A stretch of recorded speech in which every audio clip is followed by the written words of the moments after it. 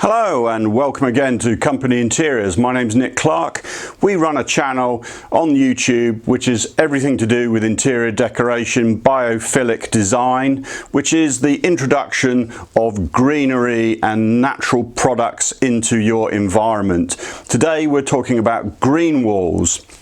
So green walls are in effect also termed as moss walls, vertical gardening, all sorts of different terminology, which in effect is working around the use of preserved plants for zero maintenance environments.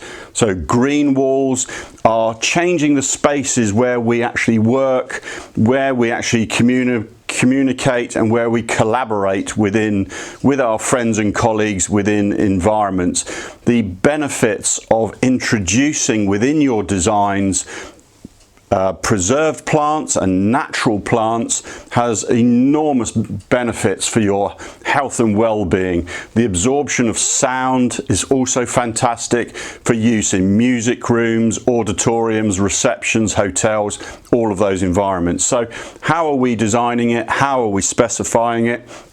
We are using preserved materials. So these are preserved plants like these eucalyptus here in the foreground, a natural plant that has been preserved and will last you for 10 years.